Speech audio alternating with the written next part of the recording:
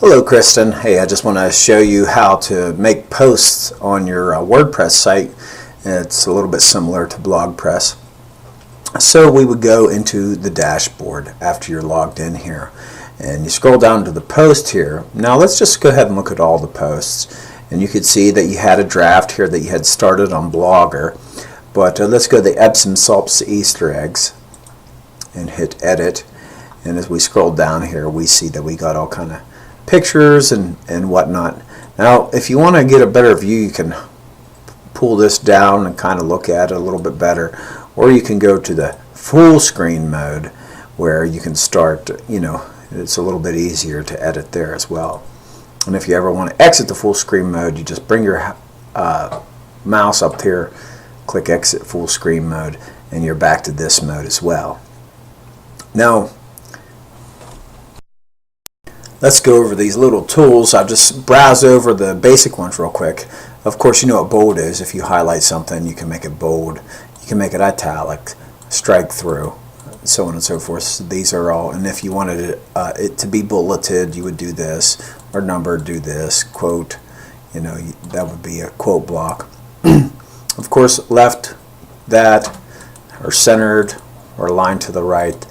Have that. If you wanted to make something a link, you would highlight it and click this little link button, and then put the URL, possibly the title, in there and add the link. And then if it was linked, let's go ahead and link this like so. You'll see that it's linked, it's highlighted in blue, and if you want to unlink it, of course you would click the unlink one.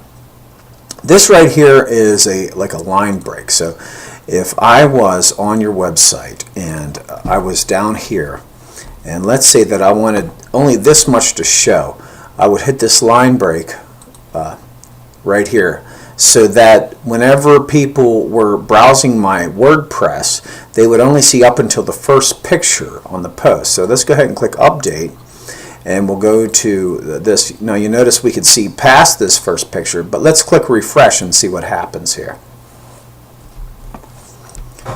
And you can see, like, if we scroll down here, you'll see that there's this little continue reading button, and the rest of your pictures on this post are not displayed. So it goes on to the next post after that. So if we click continue reading, then of course we'll be able to see the other pictures that you had on the post. So that's what that little thing is right there. Now of course we all know what spell check is, and then I showed you the full screen mode.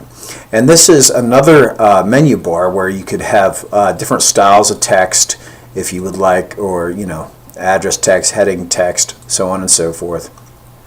Underline, and then of course there's different colors, and if you want to paste from Word and all these other ones. Just don't be afraid to experiment around with this, and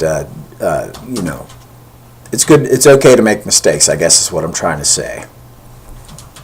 The other thing I would like to cover is how you insert a picture in WordPress.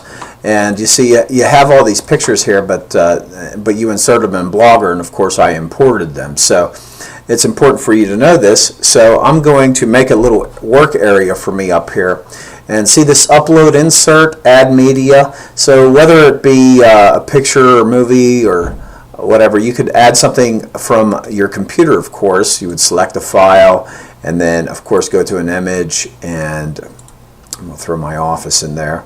And you could see that we can have, we could give the image a title. We'll call it My Office, if I could spell office right.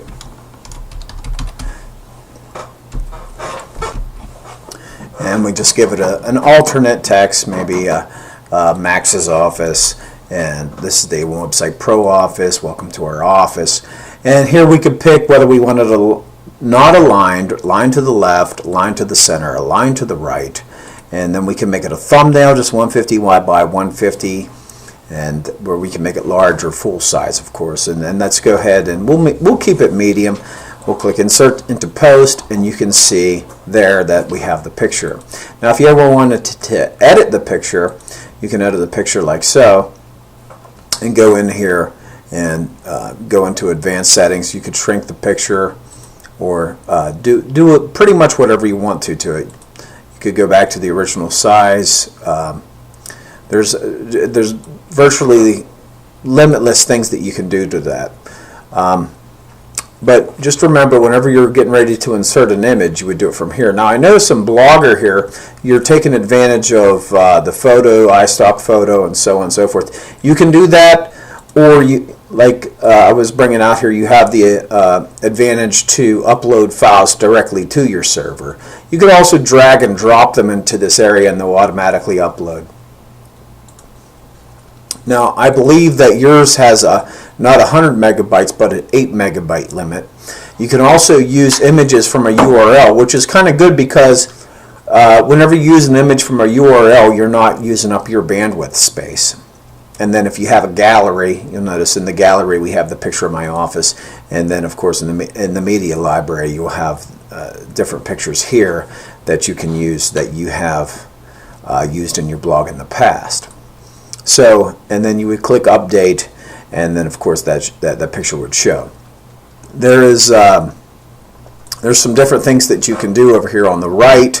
You can see that this status is published, and you can always change that to pending review, draft, and there's the visibility public. You can make it private, or you can even password protect a post. So just in case you want your little niched group only to see this post, then you could password protect it as well. This gives you the data, the date that it was published, and then if you wanted to change that date, you could do that as well. The format, standard, aside, link, gallery, status, quote, image. Basically, I would stick with standard for a while because this is the basic format, and then you could go ahead and start exploring with the other formats. Like I said, you don't be afraid to explore with this software because there's a lot of capabilities with it. Tags, you can add a tag to your post. This is more search engine optimization. Whenever you publish a post, what will happen is in these tags, the Google Spider will come by and it will read the different tags that you have inserted with each post. You don't want to get carried away here. I would say 10 to 15 tags maximum. At least use a couple. And then here is a featured image. This featured image will be showed in different things like emails and things like that whenever people subscribe to your feed. So I hope this has been informative on making a post. I am now going to make you a video on making a page, which is going to be